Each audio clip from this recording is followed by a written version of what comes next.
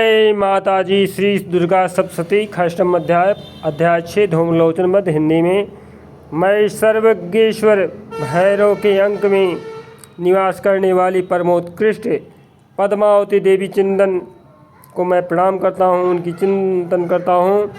वह नागराज के आसन पर बैठी हैं। नागों के फणों में सुशोभित होने वाली मणियों की विशाल माला से उनकी देहलता उद्भासित हो रही है और सूर्य के समान उनका तेज है। 3 नेत्र उनकी शोभा बढ़ा रहे हैं। वह हाथों में माला, कुंभ और कपाल और कमल लिए हुए हैं तथा उनके मस्तक में अर्धचंद्र का मुकुट सुशोभित है। ऋषि कहते हैं, देवी का यह कथन सुनकर के दूत को बड़ा आश्चर्य हुआ और उसने जयत्राज के पास जाकर के सब समाचार विस्तार पूर्वक कह सुनाया। दूत के उस वचन को सुनकर के दैत्यराज कुपित हो उठा और दैत्य सेनापति धूम्रलोचन से बोला कि धूम्रलोचन, तुम शीघ्र अपनी सेना को साथ में लेकर जाओ और उस दुष्टा के केश पकड़ घसीटते हुए उसे बलपूर्वक यहाँ ले आओ। उसकी रक्षा करने के लिए यदि कोई दूसरा खड़ा हो तो वह देवता, यक्ष अथवा गंधर्व ही क्यों ना हो, उसे अवश्य मार डालना। ऋषि कहते हैं कि शुंभ के इस प्रकार आज्ञा देने पर धूम्रलोचन दैत्य 60,000 असुरों की सेना के साथ लेकर वहाँ से तुरंत चल दिया। वहाँ पहुंचकर उसने हिमालय पर रहने वाली देवी को देखा और ललकार कर कहा, अरे तू शुंभ निशुंभ के पास चल।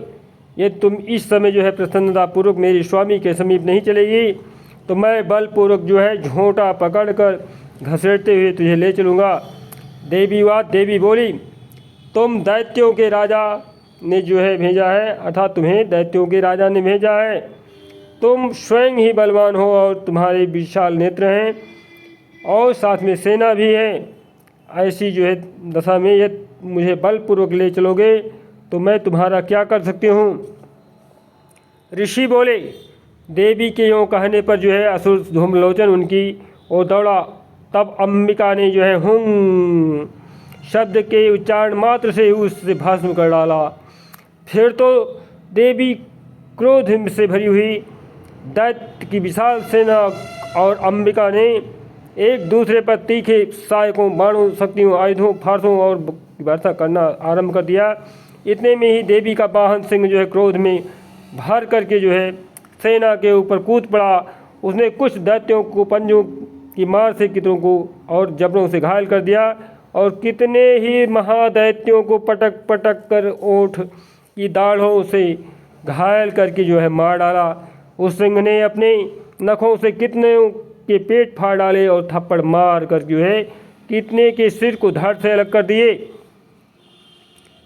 और कितनों की भुजाएं भी काट डाली और मस्तक भी काट डाले तथा अपनी गर्दन के बाल हिलाते हुए उसने दूसरे दैत्यों के पेट फाड़ कर उनका रक्त चूस लिया। देवी जी अत्यंत क्रोध में भरे हुए देवी की वाहन उस महाबली सिंह ने क्षण भर में ही असुरों की सारी सेना का संहार कर डाला, अर्थात नेस्तनाबूद कर दिया। शुंभ ने जब यह सुना कि देवी ने धूम्रलोचन असुर को मार डाला है तथा उसके सिंह ने सारी सेना का सफाया कर डाला है, तब उस दैत्यराज को बड़ा क्रोध हुआ। उसका ओंठ कांपने लगा। उसने चंड और मुंड नामक 2 महादैत्यों को आज्ञा दी, हे चंड मुंड, तुम लोग अपनी बहुत बड़ी सेना लेकर वहाँ जाओ। उस देवी के झोंटे पकड़कर अथवा उसे बांध करके शीघ्र यहाँ लाओ। यदि इस प्रकार उसको लाने में संदेह हो तो युद्ध में सब प्रकार के अस्त्र शस्त्रों तथा समस्त आसुरी सेना का प्रयोग करके उसकी हत्या कर डालना।